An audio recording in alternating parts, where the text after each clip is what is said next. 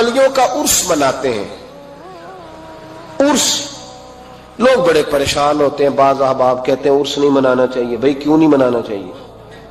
سنو, عرس کا لفظ کہاں سے آیا؟ آپ نے جلدی جلدی میری باتیں سمجھنی ہے, مضمون زیادہ ہے, وقت تھوڑا ہے, آپ کو اٹھانا جگانا نہ پڑے, اور ایک ایک بات آپ نے فٹافٹ یاد کرتے جانا ہے, تاکہ نا وہ جو ہر سال آپ کو سوالوں کے جواب دینے پڑتے ہیں نا, ایک دفعہ یاد ہو جائیں آپ کو.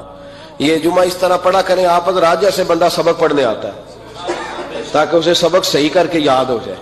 نبی پاک علیہ السلام نے فرمایا, جب میرا مومن جب قبر میں جاتا ہے تو فرشتے 3 سوال پوچھتے ہیں.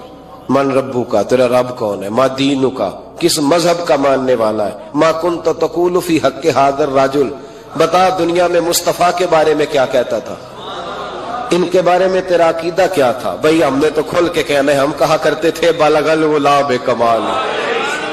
بچے کو آتا ہے, ہم نے کہنا ہے بالغ الغلام کمال, کشف الدجا بجمال ہی, حسنت جمیع خصال ہی, کیونکہ صلو علیہ. ہمیں تو یاد ہے, رٹا لگا کے یاد کیا ہوا ہے. سوتے ہوئے کو بھی ذرا چھیڑ دینا کوئی بالغ الغلام تو سارا سنا دیتا ہے. سوئے سنی کو بھی یاد ہے, بالکل سویا ہوا اس کو بھی یاد ہے, تو ہم نے تو کہہ دینا ہے.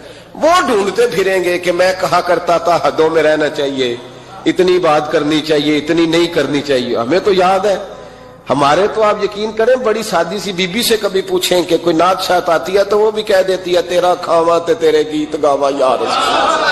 بالکل ان پڑھ سادی, بالکل یہ بات اسے بھی یاد ہے. اور آپ یقین کریں ہمارے تو بوڑھوں کو, دیہاتیوں کو بھی حضرت حلیمہ کی ساری باتیں آتی, سارا انہوں نے تو کہہ دینا ہے بالغ الغلام کمال ہی, کشف الدجا بجمال, حسنت جمیع خصال صلو علیہ. فرمایا جب صحیح جواب دے گا نا 3 سوالوں کا تو فرشتے کہیں گے نم کا نومت العروس. حدیث مشکات ہے. فرشتے اس بندہ مومن سے کہیں گے یوں سو جا جس طرح پہلی رات کی دلہن سوتی ہے. نم کا نومت العروس, خوشیاں سمٹی ہوتی ہیں اس کے دامن میں. آج نا اس کی سوچ پرواز وہ کہیں پہنچ گئی ہے, اس کا ایک معیار بن گیا زندگی کا. وہ بات کو تکلف میں نہ لینا, اس کا حسن لینا. جس کو پتہ چل جائے میں سہاگن ہو گئی, جس کو پتہ چل جائے میں سہاگن ہو گئی, اس کی پرواز ہوتی ہے بلندی کی کہ میرا اب کوئی گھر ہے, میں اب ایک مکمل زندگی گزارنے والی ہوں. بھائی فرمایا فرشتے کہتے ہیں نم کا نومت العروس, اس طرح سو جا جس طرح پہلی رات کی دلہن سوتی ہے, کیونکہ اس سے اس کے دلہا کی ملاقات ہے. ولی سے بھی کہا جاتا ہے سو جا, آج تیری رب رسول سے ملاقات ہے. وہ اس عروس سے لفظ عرس نکلا ہے, اس عروس سے لفظ, اس کا لغوی معنی شادی کے. ہم ہر سال عرس مناتے ہیں, گویا وہ دن مناتے, یاد رکھنا, گویا ہم وہ دن مناتے ہیں جس دن ولی اللہ کی نبی پاک سے ملاقات ہوئی. ہم ہر سال وہ, میری بات کی سمجھ آ گئی آپ کو؟ عرس والا لفظ کا مسئلہ حل ہو گیا. اب آگے چلیں. کہتے ہیں ہر سال کیوں مناتے ہو؟ پڑھ لو امام فخر الدین رازی کو, پڑھو حضرت امام خازن کو, تمام تفاسیر پڑھیں, تمام. نبی کریم سید عالم صلی اللہ تعالی علیہ وآلہ وسلم ہر سال شہدائے احد کے مزاروں پہ جاتے. حضور ہر سال شہدائے احد کے مزاروں پہ ہر سال حضور جاتے.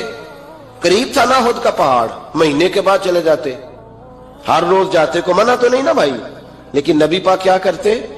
ہر سال جاتے. حضور کا وصال ظاہری ہوا تو حضرت ابو بکر صدیق بھی ہر سال جاتے.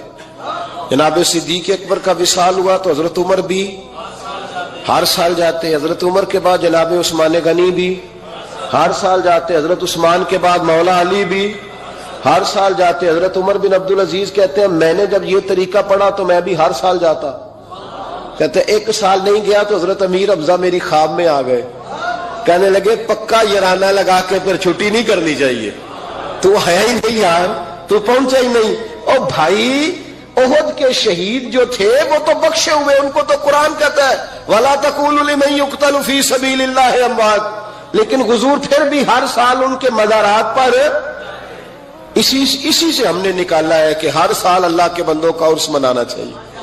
سال کے بعد اللہ کے بندوں کا عرس آپ جب احد کے شہیدوں کے مزاروں پہ آج بھی مدینہ شریف جائیں گے تو آپ کو یاد تازہ ہوگی کہ انہوں نے جہاد کیا تھا، یہ شہید ہوئے تھے، انہوں نے حضور کے نام پر جانیں دی تھی۔ جب سال کے بعد داتا صاحب کا عرس آتا ہے تو یاد بھی آتا ہے کہ یہ شہزادہ غزنوی سے چلا، گھر چھوڑا، کاروبار چھوڑا، بال بچے چھوڑے، رشتہ دار چھوڑے، کوئی نہیں تھا داتا صاحب کا لاہور میں، راوی کے کنارے 1000 سال پہلے جب لاہور میں آبادی بھی کوئی نہیں تھی، داتا علی اجمیری آ کے بیٹھے، پتے کھایا کرتے تھے، کہتے میں درختوں کے پتے کھاتا، راوی کا پانی پیتا۔ لوگ کہتے ہیں علی اجمیری گزارا کیسے ہوگا؟ فرمانے لگے جس رسول کے دین کے لیے آیا ہوں وہ مدد بھی فرما دیں گے۔ جب سال کے بعد ان کا عرس منایا جاتا ہے تو ان کی خدمتیں یاد آتی ہیں نا، خواجہ اجمیری کا عرس منایا جاتا ہے تو ان کی خدمتیں یاد کی جاتی ہیں، مجدد صاحب کا عرس منایا جاتا ہے تو خدمتیں، اعلیٰ حضرت فاضل بریلوی کا عرس منا کے ان کی خدمات کو یاد کیا جاتا ہے، تو سال کے بعد والا مسئلہ بھی حل ہو گیا۔ عرس میں ہوتا کیا ہے؟ تلاوت ہوتی ہے، اس کے بعد خطاب ہوتا ہے، پھر اس کے بعد کیڑی شے نجائز دے چو دسو چھڑ دینے جڑی نجائز ہے، تلاوت نہ کریں تسی بول دے نہیں، نہ کریں، پوچھ لینا مولانا صاحب سے کہ قرآن شریف پڑھا کریں کہ رہنے دیں، اور نعت شریف بولے ہمارا تو گزارا ہی نہیں۔ بالکل یقین کریں جس دن نعت نہ سنے وہ رات گزرتی نہیں، غذا ہے، روح کی غذا ہے نعت، بغیر نعت کے چل ہی نہیں سکتا مسلمان، اور حضور کا نام لینے والا بغیر نعت کے چل جائے ہو ہی نہیں سکتا۔ تقریر خطاب نہ کریں جو حضور کی سنت ہے۔ نبی پاک نے فرمایا سب سے بہترین مسلمان ہی وہ ہے جو کھانا زیادہ کھلائے اور سلام پہلے لے، تو کھانا نہ کھلائے، حضور کے طریقے پہ عمل نہ کریں۔ کہتے ہیں جی کچھ باتیں غیر شرعی آ گئی ہیں، کچھ باتیں لہذا عرس بند کر دینے چاہیے۔ یونیورسٹیوں میں لڑکے اور لڑکیاں اکٹھے پڑھتے ہیں، شرعی ہے کہ غیر شرعی ہے؟ بول کے بتائے یار۔ تو یونیورسٹیاں بند کرانے کا فتویٰ کیوں نہیں دیتے مولانا صاحب؟ صرف عرس ہی بند کرانے ہیں، ہے نا غیر شرعی یونیورسٹیوں کی تعلیم، کیونکہ لڑکیاں اور لڑکے اکٹھے نہیں پڑھ سکتے، اس لیے کہ نبی پاک علیہ السلام نے فرمایا جہاں مرد عورت اکٹھے ہو وہاں تیسرا شیطان ہوتا ہے۔ تو آپ ہر جمعے میں تقریر کیوں نہیں کرتے یونیورسٹیوں کے خلاف؟ ہر جمعے عرس کے موقع پر تقریریں کرتے ہیں، عرس بند کرو بھائی، کسی جگہ کوئی غیر شرعی بات شامل ہوگی تو غیر شرعی چیز بند کرائی جائے گی، عرس بند نہیں کرایا جائے گا، ڈھول بند کرایا جائے گا، تماشے بند کرائے جائیں گے، فضولیات بند کرائی جائیں گی، غلط حرکتیں بند کرائی جائیں گی۔ عرس بند، عرس تو بیڑے بھائی فیض کا ذریعہ ہے، عرس تو فیض کا ذریعہ ہے، یہ کیے جائیں گے، یہ منائے جائیں گے، اولیاء اللہ کے تذکرے۔ اور دیکھو کان ادھر سے نہیں پکڑتے ادھر سے پکڑتے، کہتے ہیں ہم جی برسی کرتے ہیں، تو برسی کس سے ابھی کی منائی گئی تھی بتاؤ؟ عجیب چکر ہے، لوگوں کو پریشان کرتے ہو، امت میں تفریق ڈالتے ہو۔ میرے عزیزو، رسول پاک علیہ الصلوۃ والسلام کے امت کے جو اولیاء ہیں ان کے آراس منائے جاتے ہیں، اس میں جو غیر شرعی چیزیں ہیں وہ بند کی جائیں گی، وہ نکالی جائیں گی، ختم کی جائیں گی۔ ہم ہر روز ہر موقع پر ان چیزوں کی مخالفت کرتے ہیں۔ اعلیٰ حضرت فاضل بریلوی رحمت اللہ تعالی نے فرمایا عرس پہ جاؤ قرآن پاک پڑھو۔ اب مرید یہ سمجھتا ہے کہ یہ پیٹی امرود کی لے جاؤں گا تو مجھے فیض زیادہ ملے گا، تلاوت نہیں کرتا پیر صاحب کے لیے، بالکل سپارہ نہیں کھولتا، یہ کام نہ مجھ سے کراؤ، وظیفہ نہ پڑھاؤ، درود شریف نہ پڑھاؤ، کہتا پیٹی ایک لے لو میرے سے امرود کی، اسی پہ گزارا چلاؤ۔ او خدا کے بندے کو، حضرت مجدد الفسانی رحمت اللہ علیہ کا عرس ہوتا ہے، اب بھی جس کو موقع ملے جا کے ہندوستان میں سران شریف دیکھ لے، کوئی نعت نہیں، کوئی تقریر نہیں، صرف قرآن پاک پڑھا جاتا ہے۔ ان کے صاحبزادے کہتے ہیں میرے ابا جی کو قرآن پاک سے پیار ہی بڑا تھا، جو میرے والد کی قبر پہ آئے قرآن پاک پڑھے۔ بہت سارے مزاروں پہ ہم جاتے ہیں، میں جس علاقے کا سفر کرتا ہوں، میرے اسا فرمایا کرتے تھے وہاں کا ولی اس علاقے کا سربراہ ہوتا ہے، پہلے اسے سلوٹ کرو۔ میں جاتا ہوں جس علاقے میں جاتا ہوں اس علاقے کے ولی کے مزار پہ جاتا ہوں۔ میں چشتیاں گیا، مہار شریف خواجہ نور محمد مہاروی رحمت اللہ علیہ کے مزار پر میں نے حاضری دی، آپ یقین کریں کلیجہ پھولوں کی طرح ٹھنڈا ہو گیا۔ جو جہاں غلطیاں ہیں وہ تو لوگ روز بیان کرتے ہیں، پر جہاں اچھائیاں وہ بھی تو بیان کرنی چاہیے نا۔ خواجہ صاحب کے مزار کی چاروں جانب بیٹھ کے بچے قرآن پاک کی تلاوت کرتے ہیں، اور سارا دن قرآن پڑھا جاتا ہے۔ مدرسہ خواجہ صاحب نے زندگی میں قائم فرمایا میرا دل کرتا ہے میرے دائیں بائیں قرآن پاک پڑھا جائے. تو یہ بھی بات سناؤ نا, وہاں کی بھی تصویر چڑھاؤ, یہ بھی لوگوں کو بتاؤ کہ ایسے بھی دربار ہے جہاں سارا دن قرآن پڑھا جاتا ہے. یہ آپ کے پاکستان میں چشتیہ جا کے تجربہ کر لیں. لیکن لوگ اچھی باتیں بیان کرنے کو تیار ہے. وہ ایک ملنگ سجدہ کر رہا تھا تو میں نے کہا وہ جاہل ہے, وہ کرے سجدہ تو کرتا رہے, ہمارا اس سے کیا تعلق. علم کی بات کرو, کسی سمجھدار آدمی کی بات کرو. آپ ان پڑھ بندہ اٹھا کے لے آئیں گے اور دلیل بنائیں گے اس کو. میرے رسول پاک علیہ الصلوۃ والسلام کی امت کے اولیاء کے مزار پہ چادر چڑھائی جاتی ہے. بڑی ذمہ داری سے کہہ رہا ہوں, جس نے لڑائی کرنی ہو کوئی حرج نہیں, ہم پہلے بھی بڑا تیار رہتے ہیں باتیں سننے کے لیے. اعلیٰ حضرت سے پوچھا گیا قبر پر چادر چڑھانی جائز ہے؟ فرمایا صرف ایک. صرف فرمایا اگر بوسیدہ ہو جائے, پھٹ جائے, یا کسی کا بدلنے کا ارادہ ہو, ہوتا ہے نا تبرکن, وہ اتار لیتے ہیں تو نہیں. پھر فرمایا 2 چادریں قبر پہ چڑھانا جائز. یہ میرے اعلیٰ حضرت کا فتویٰ ہے. فاضل بریلوی فرمایا کرتے تیرا بڑا دل کرتا ہے نا تو تو اس چادر کی عوض 2 جوڑے خرید کے کسی غریب کو دے اور اس کا ثواب صاحب مزار کو دے دے. کتنی چادریں بولے؟ میں ایک جگہ پہ گیا تو اتنی قبر اونچی نہیں تھی جتنی چادریں تھی, تو میں نے ان سے کہا اتار دو, دلیل بھی دی, کوئی نہ ماننے لگے. اب ہر آدمی کا اپنا مزاج ہے نا سوچنے سمجھنے کا. وہاں ایک ملنگ بیٹھا تھا جو زیادہ ہی سادہ تھا, میں نے کہا اتار دے چادریں, بابا جی کو کون سی سردی لگ رہی ہے جو اتنی چادریں ڈال دی, اتار دے. حضرت بہاولق نقشبند بخاری رحمت اللہ تعالی علیہ بہت بڑے درویش گزرے, سلسلہ نقشبندیہ کے امیر تھے. اور کیا بات ہے ان کے سلسلہ مبارکہ کی بھی اور ان کی خدمات دینیہ کی بھی. آپ فرماتے ہیں کہ میرے دل میں تڑپ پیدا ہوئی کہ میں کسی شیخ کی نوکری کروں, خواہش پیدا ہوئی. تو میں نے حضرت امیر کلال کا تذکرہ سنا. بڑے درویش تھے, بڑے راہنما تھے, دور دور تک ان کے تذکرے میں سنتا تھا. فرماتے ہیں کہ میں نا ان کے ہاں چلا گیا. جب حضرت اتنا لمبا سفر کر کے حضرت امیر کلال رحمت اللہ تعالی علیہ کی بارگاہ میں پہنچا نا, فرماتے ہیں میں نے عجیب منظر دیکھا. حضرت صاحب جن کی میں نے بڑی تعریفیں سنی تھی, بڑی بات سنی تھی, بلے بلے سنی تھی, جب میں پہنچا تو انہوں نے 4-5 لڑکے ساتھ لگائے ہوئے ہیں اور صاحب کشتی کر رہے, کشتی ہو رہی. وہ کہتے ہیں میں نے کہا یہ بھی کوئی صوفی ہے جو کشتیاں کر رہا ہے, یہ بھی کوئی طریقہ ہے. ان کو چاہیے تھا بیٹھے ہوتے, حدیث پاک پڑھ رہے ہوتے, ذکر اذکار ہو رہا ہوتا, یہ کشتیاں کر رہے ہیں. خیر میں نے کہا سفر بڑا لمبا کیا ہے, اب آ گیا ہوں تو چلو رات تو رہ نہیں ہے, کوئی ہوٹل تو ہے نہیں یہاں وقت گزر سکے.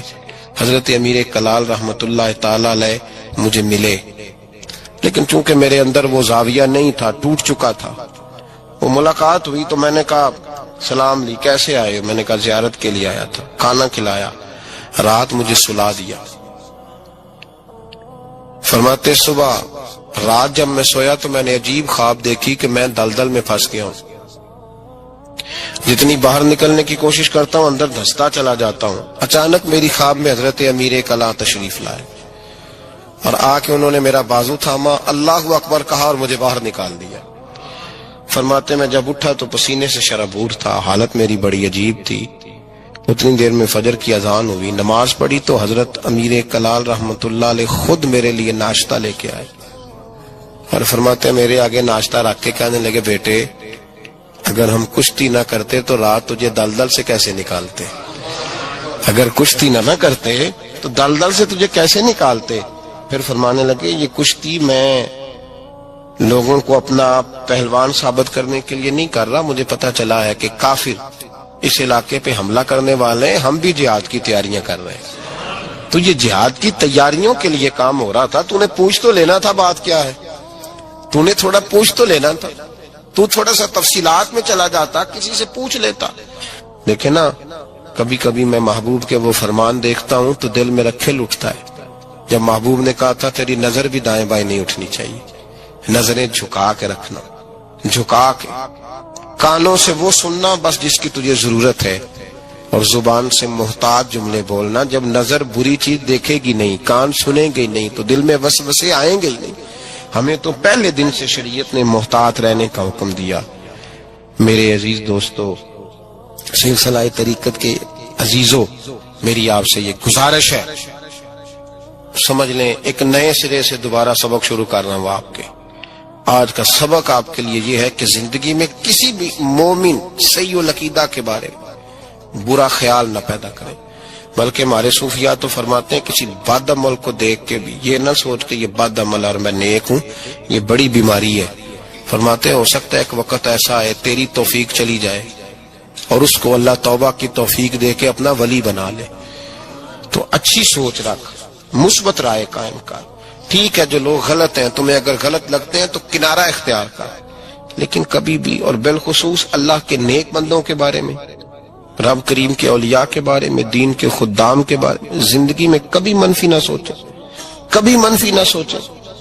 آپ کو پتہ ہے کسی عالم دین کی توہین اس لیے کرنا کہ وہ دین کا عالم ہے، یہ کفر ہے۔ میرے حضرت صاحب ایک جملہ کہا کرتے تھے، ایک شخص نے کہا حضور تہجد کے لیے نہیں اٹھا جاتا، اب تو خیر لوگوں سے فجر کے لیے بھی نہیں نہ اٹھا جاتا، تہجد کے لیے نہیں اٹھا جاتا۔ تو حضرت صاحب فرمانے لگے رات کو اچھی سوچ کے ساتھ سویا کر، اچھی سوچ کے ساتھ سویا کر۔ تو پھر مسکراتے مسکرانے فرمانے لگے محبوب کی سوچوں میں سویا کر، یار کی سوچوں میں سویا کر، تو اسے سوچتا سوچتا سویا کر، صبح خود ہی تجھے بیدار کر لیا کرے، پر اس سے دل لگانا، اسے سوچتا سو۔ تو کسی اور کو سوچتا کیوں ہے؟ کسی اور کی طرف تو دیکھتا کیوں ہے؟ تجھے ایک دفعہ حضرت صاحب بیٹھے تھے اور 2-3 مشائخ اور بھی بیٹھے تھے ساتھ ساتھ، تو مجھے ایک دوست نے بعد میں کہا کہ وہ جو 3 نمبر پر بزرگ بیٹھے تھے ان کی پگڑی دیکھی تھی؟ میں نے کہا قسم اللہ کی سوائے اسے میں نے دوسرے کسی کو دیکھا ہی نہیں، میں نے دیکھا نہیں، مجھے کیا پتا کسی کی پیلی تھی کہ نیلی تھی، مجھے تو اتنا پتا ہے جسے میں دیکھ رہا تھا۔ اور ویسے بھی ایک ول پجیا مینو صدق نہیں تھیندا، اور کدے ول پجاؤں؟ او بھائی ہم تو ایک کو نہیں راضی کر پائے، تو ادھر بھی دیکھ تو ادھر بھی دیکھ، دیکھا ہی نہیں جاتا۔ سوچوں میں رہیں اور مثبت سوچ رکھیں، ٹھنڈی اچھی خوبصورت۔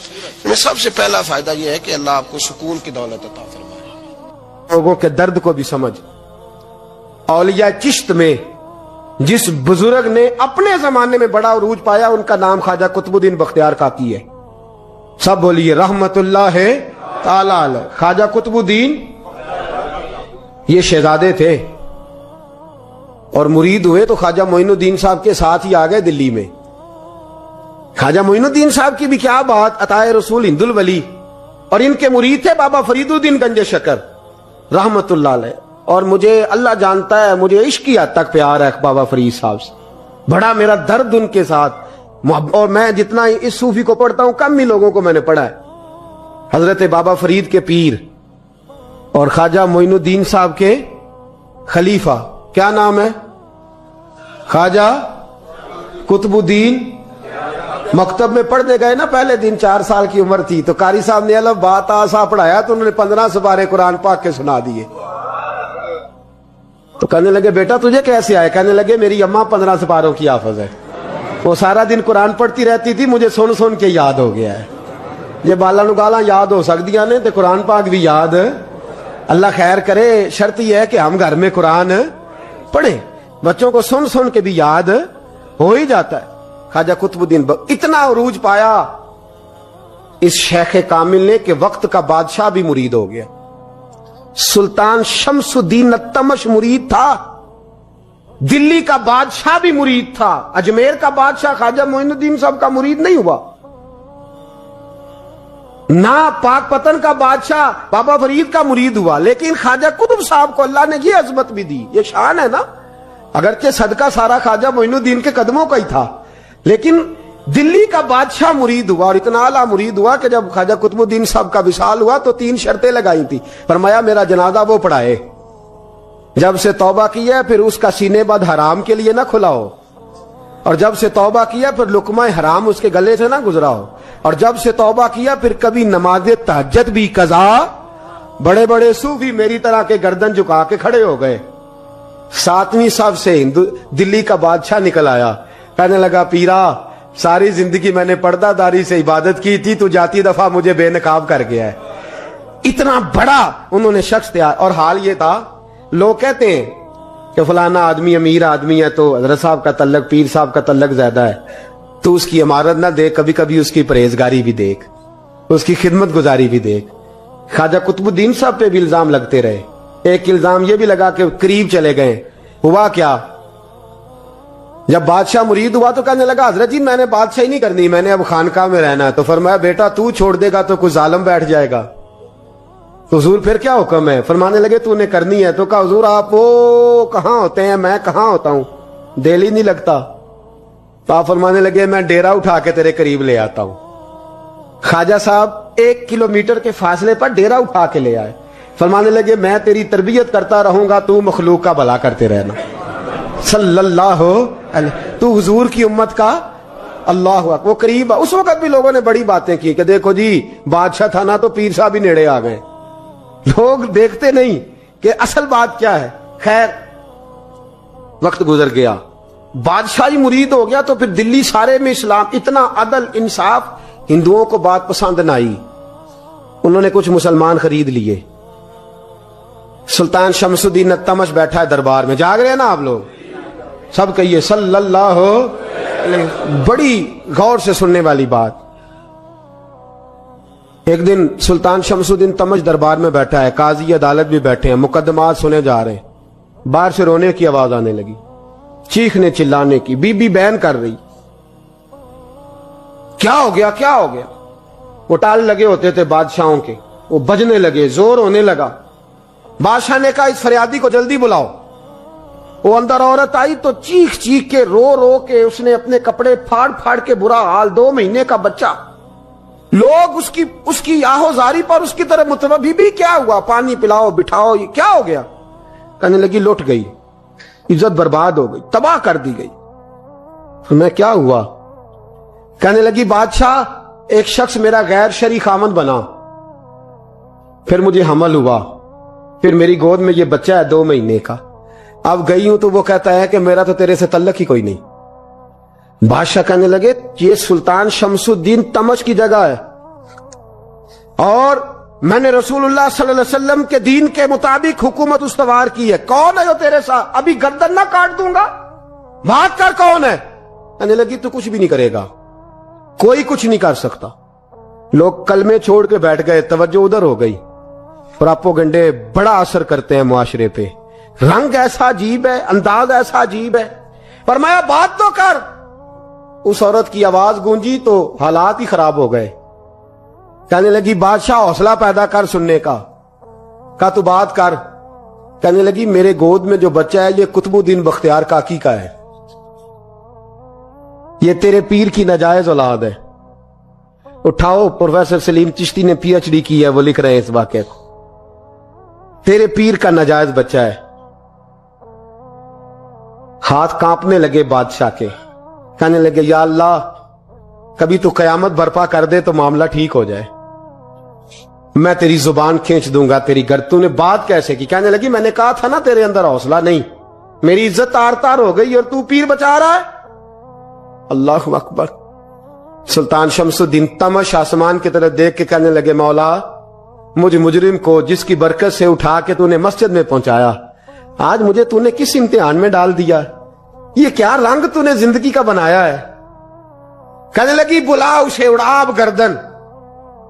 اللہ اکبر. خواجہ قطب الدین بختیار کاکی, ذرا اس جگہ پہ اپنے آپ کو کھڑا کر کے دیکھ میرے دوست. جو شخص دلی کے بازار میں نکلے تو دکانیں بند ہو جائیں, عورتیں گھروں میں گھس جائیں, جس کے نام پر چرچے ہوں دین کے, وہ شخص لاٹھی ٹکاتا ٹکاتا. عرس منانے آسان ہے, ڈھول ڈمکے کر کے گھروں کو جانا آسان ہے, پر ذرا ان کی راہوں کا مسافر تو بن انہوں نے انداز کیا اختیار کیا. حضرت خواجہ قطب الدین بختیار کاکی خبر پھیل گئی. اتنی شہرت پاکیزگی کی نہیں ہوئی تھی جتنی اس جرم کی ہوئی. لاٹھی ٹکاتے ٹکاتے جب پہنچے نا بادشاہ کے دربار میں, بادشاہ اٹھنے لگا, قاضی اٹھنے لگا, لوگ اٹھنے لگے, تو قطب الدین بختیار کاکی کی آنکھوں میں آنسو آئے. مانے لگے بیٹو بیٹھ جاؤ, آج میں پیر بن کے نہیں آیا, میں مجرم بن کے آیا. اور کہا میرے مالک کا انصاف بھی دیکھو, دلی کا پیر آج دلی کی عدالت میں اپنے نا کردہ جرم کی صفائی دینے آیا. بڑی لاٹھی پہ ٹیک لگائی. دلی کی گلیاں بھی روتی ہیں کہ یہ کیا رنگ, اللہ یہ تیرا کیا رنگ ہے, یہ تے میں گڈی تے ہاتھ ڈور سجن دے, او جنج رکھے اونج رہن ہے. واجب نہیں جے وچ شریعت مندا خسم نو کہنا اے تن میرا کنگھی ہووے میں زلف سجن دی واواں پوش میرے دی جتی بن جائے میں یار دی قدمی آواں مارو مارو مینوں مار مکاؤ کوئی یوزر نہ